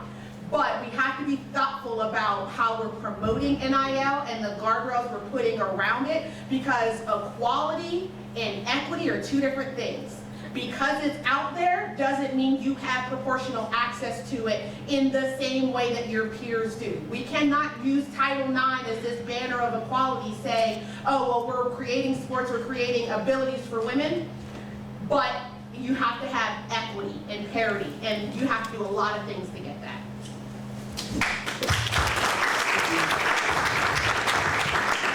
I'm going to talk about my alma mater just for a couple seconds. I'm going to put the red flag up. So we have the #1 ranked volleyball team in the country, right? Those girls can play. Where are their NIL deals, all right? I see, I'm not downing Eli Holstein football, got a brand new truck. Why aren't those girls driving cars? They're #1 in the country. I'm struggling with that. I'm struggling with that. However, we do have a new AD, and maybe that'll change. But I'm struggling seeing a #1 country, #1 volleyball team in the country, and those girls after a game, they love their sport. They might not be worried about an NIL deal. Guess what? They're pretty too. But that probably doesn't matter to them.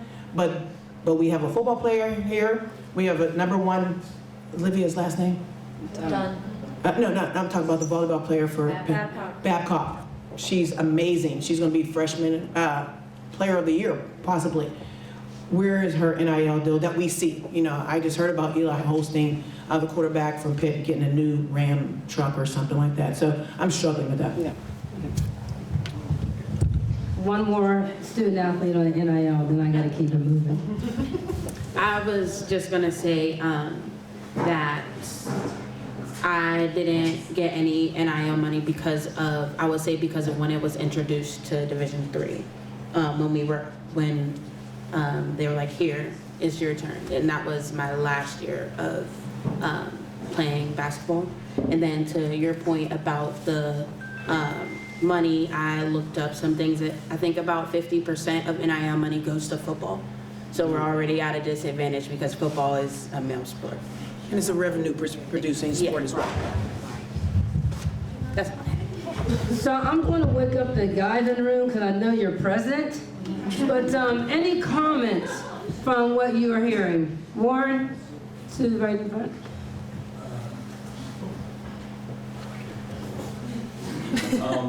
Thank you, Doc. I just want to tell everybody real quick, kind of give you a little bit of idea. I'm a little nervous to speak or whatever, but I'm really happy to be here. I think this is an awesome thing to discuss, you know, the topic at hand. Guys, thank you for being here, the half dozen or so guys that are in here.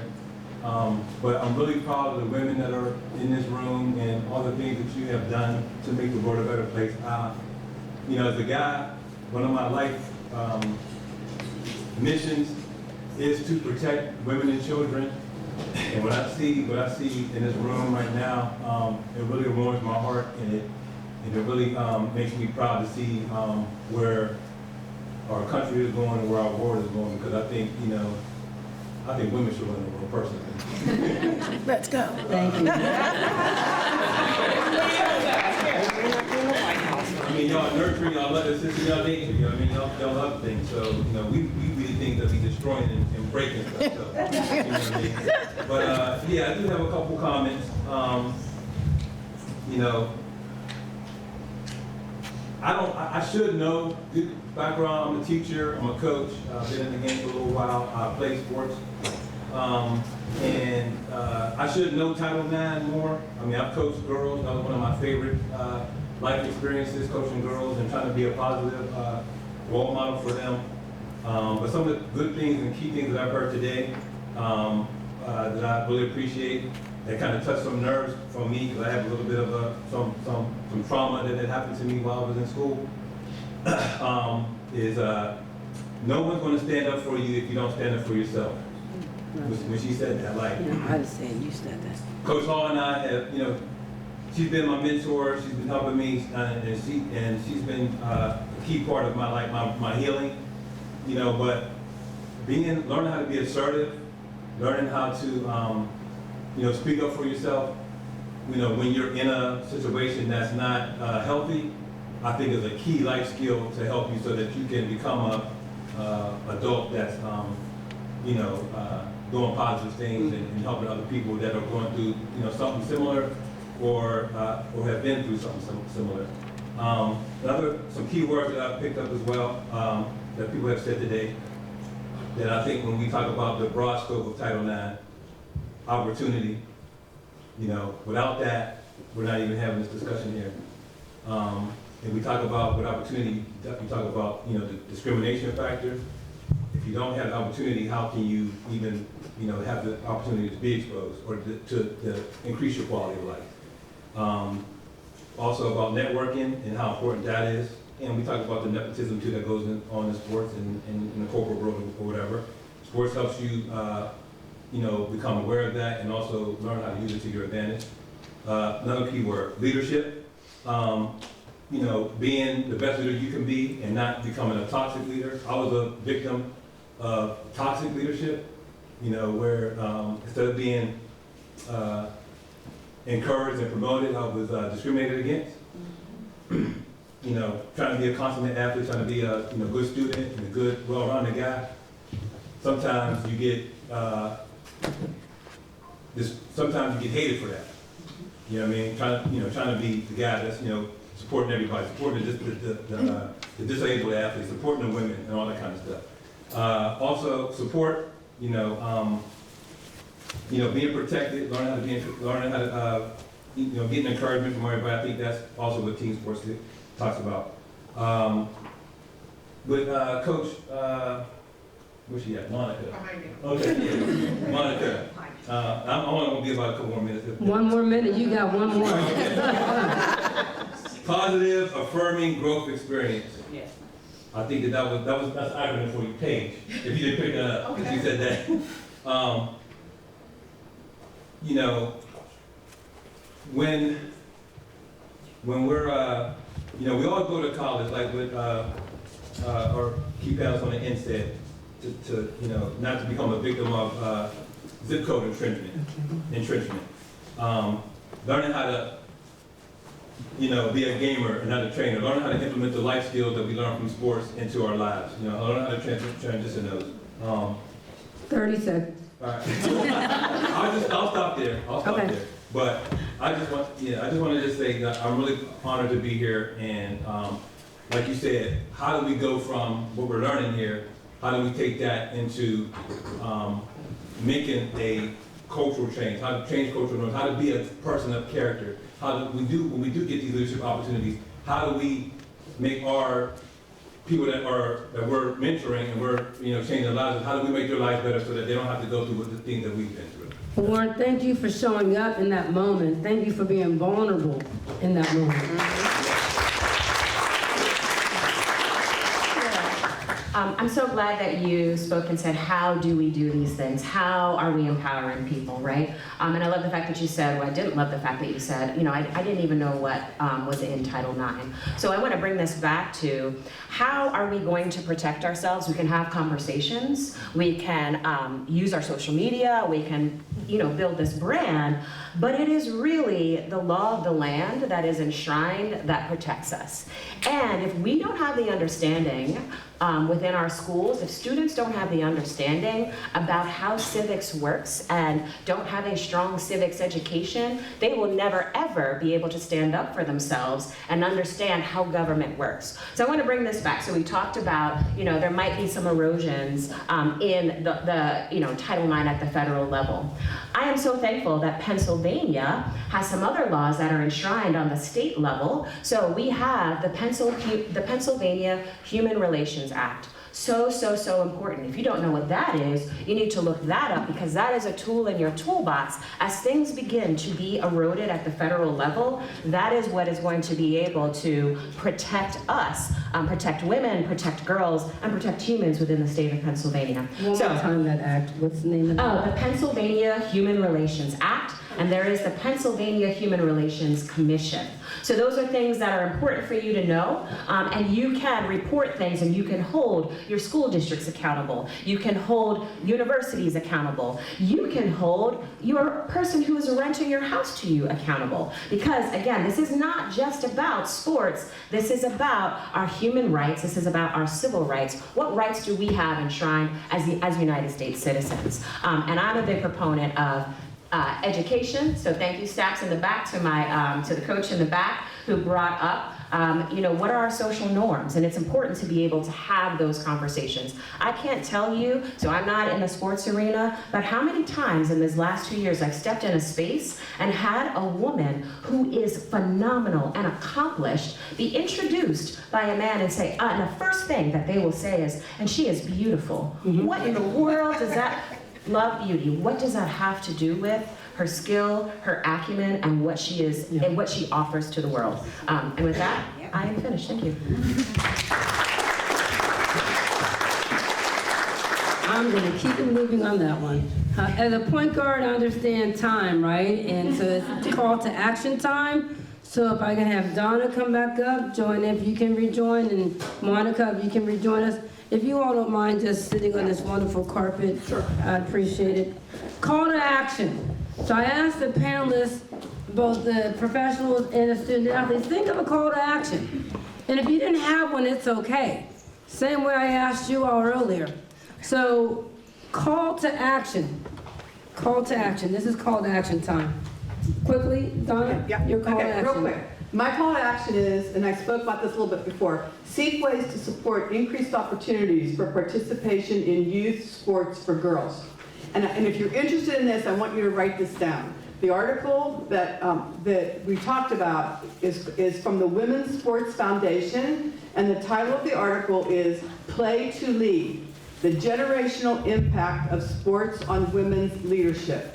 The generational impact of sports on women's leadership, Women's Sports Foundation. The research is incredible, and they have 1 million call to actions in there on things that we can do to promote that. So that's my call to action. Thank you. Thanks, Scott. I don't want to say my things that I want to say, but I do want to reiterate a few things very quickly. And Title IX, while it started sort of in that collegiate space, everything has its way of webbing, right? So it worked from collegiate, and then it pushed down to high school because, well, high school had to be prepared for college. And then we saw this explosion at the professional level. And now we're working back to the youth level. And I kind of took that same path in my career too. But so I'm coming back down to a youth programming level. And I think that it is so important that we start this, because if we're going to have a culture change, it has to be from birth. It can't be from college, right? So we have to now have the youth really understand the importance of that space where everybody feels welcome and there's opportunities. And so one of your questions was about how do I see the future? Well, I see the future, I see dads advocating for their daughters. And that is huge, because they're gonna say, well, I had this, I want my daughter to have this. And so I think we have parents out there who really need to advocate for their kids, who need to coach their kids and be involved with that from a young age. to really then start that trend of women having that empowerment from birth, really, as opposed to learning it as an adult. Call to action. I told y'all I was an econ major and worked on Wall Street. My call to action is money oriented. You can't do it without resources. Put your money where your mouth is, right? Need you. Giving Tuesday is coming up. Look at any organization, nonprofit, college, universities, everybody's running some sort of giving campaign the Tuesday after Thanksgiving. Giving Tuesday, donate to a women's sport organization or a women's empowerment, a women's access, whatever. Give to organizations because we need the money to be able to provide the experiences. Nothing happens without resources. And the resources could be as much as paying somebody to be an educator, right? But if it's $1, $2, $25, it doesn't matter. There's lots of organizations that have matched donors that unlock by number of unique donors. So if you don't have a lot of money, you can only give $5, you can unlock something. So give money, please. Call to action. Call to action. Can I go? Okay. I was listening to 93.7 The Fan last week, and they were, just a couple days ago, and they were talking about there's the backyard brawl, which is Pitt versus West Virginia, and the men's game is tomorrow night, and they're going on and on and on, and there was a break, and someone and one of the producers got on and said, you know, the women are playing right now. And so they gave the score of the game, and I was like, years ago they would not even have done that. So my thing is find a game or a track meet or a match that women are playing in and go to it. But don't just go by yourself, take someone with you. Nice. So my call to action is to get a little bit more involved with my university since I'm retired. So I wanted to see if I can help create a link between the life skills programs and the new incoming freshmen, preferably male and female. So I want to be involved. I'm saying me, but the call to action is to get those girls and males involved and let them know what Title IX is. I'm not sure we do that as incoming freshmen. Do we? Real quick, I only have 10 seconds. We got compliance that does the Title IX, but it's probably not as like intentional as year one. Gotcha. Student athletes, call to action. I think my call to action is just continuing to rally the youth. Again, this event was put on to build a brighter future for us. So continuing to rally the youth, continuing to question the status quo, continue to ask why, and just continuing to promote the younger generations to continue that. Mine would be accountability. I think holding yourself accountable for taking things that you've learned from here into those different spaces that you're in. Because before I came to this event last year, I didn't know much about Title IX. After coming here, I was like, oh, like this helped me be where I am today. So I think that my call to action is to hold yourself accountable and other people accountable for bringing the Title IX conversation up into those spaces that you're in. So if you're on a team, bring it to your team, your coaches, go to administrators, just bringing it into those different roles.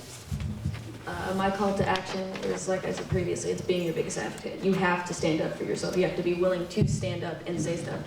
Be in a place where you can find a place where you can get that power and make people uncomfortable, because that's how change comes. When people get too uncomfortable and don't want to talk about it, when they can't talk about it, that's when stuff stays the same. That's when success doesn't change. But when people get uncomfortable, when people start knowing, when people start asking for changes and asking questions, that tends to be where it sparks.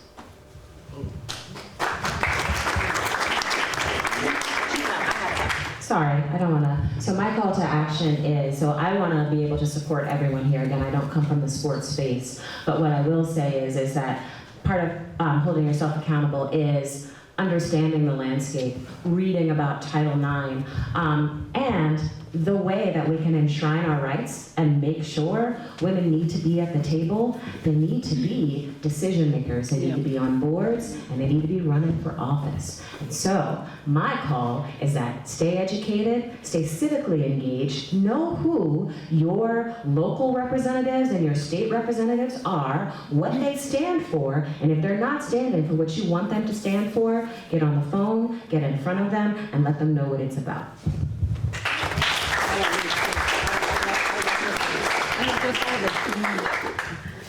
Call to action.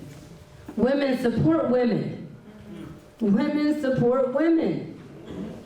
Men support women.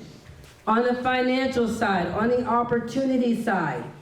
We talked about qualities that we all learn from sports. What are we gonna do? How much longer? You know, Muff McGraw said it best. How many more firsts? She said it best. How many more? But until we get to the end of it, support one another. That's my call to action. These things are great, and I threw out the challenge earlier, but how are you gonna show up when you leave this room? How are you gonna show up? So the eyes should be unmasked now. We know we have administrators that do this work every day. What are you gonna do differently? For those of us that are not in that workspace every day with Title IX, how are we gonna show up? What are we gonna do differently? How are we gonna lift others as you rise? How are we gonna lift others as you rise? The youth, the older, the mid-level, it doesn't matter. To our student athletes, lift as you rise. Because there are others behind you. You will have people that will stand on your shoulder for what you will leave, your legacy at your institutions. You have a responsibility. So you may be young in here, but there's younger ones behind you looking at you right now. So you have that obligation to lift as you rise, and women support women. In that player leadership role that you're still in now, support one another right now. Don't wait till tomorrow. So my challenge is, what are you gonna do today? What are you gonna do today? That's what I'm gonna leave you all with. So I'm gonna thank everyone for coming. 2 hours is 2 hours, but today it was maximized, and that's what we do with our time in life. That next second is not guaranteed, right? So Father Rich, that's a shout out to you, right? But it's not guaranteed. So how are we gonna show up? That's one of my favorite thoughts when I leave my house in the morning. How am I showing up? How am I showing up today? Like, I'm showing up passionate, I'm not playing with it. I'm a point guard, I'm control the ball, and I'm telling you where to go. That's my role in life, that's how I lead it. So the call to action is real. I have these wonderful ready bags up here. I'm gonna shout one out to Alex, because Alex, you moved me with, you know what, advocate for yourself. Come on up, Alex. Alex, come on. Thank you very much. Oh, that's got some heft to it. I just wanted to see if you've been in the weight room. Monique, where are you? Where'd Monique go? Come on back in. She traveled the furthest.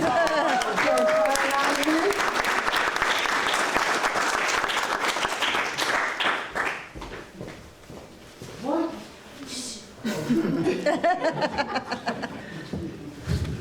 And then, oh, it didn't break, no turnover. No, it didn't break, no turnover. It didn't break, whose ball? I can't go Superman move tonight, but, you know, nonetheless. And then I'm gonna give this last bag to Susan, okay?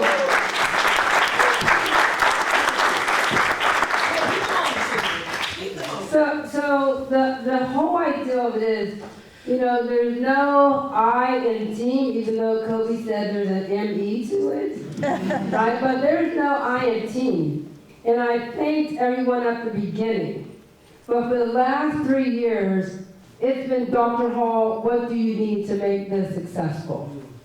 Right? And right, for a moment, it's hard to find people like a Susan to take the vision and to blaze the vision, to fire up the vision. This Title IX event's on fire. It's on fire. And I can only thank you for helping me blaze the vision, because I came knocking. And you said, hey, I got you, and today I got you.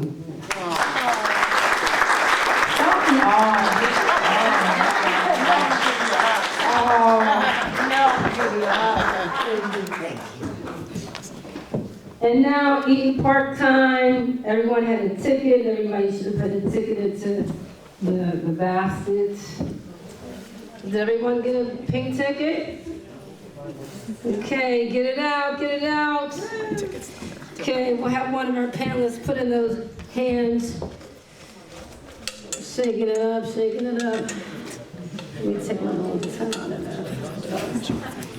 Okay, so the winner, you will get the Eaton Park pink basket up here. And it's filled with some major goodies. And again, we thank Eaton Park for the sponsorship. Corporate dollars, corporate dollars. Corporate dollars. Corporate dollars. Can you snap, snap, snap? Snap, snap, snap. Okay. Jennifer Bruce Scott, can you pull the winning ticket? I hope it's her number, she says. That's me. The number is 754-245. Oh, it was almost me. That's me. Come on.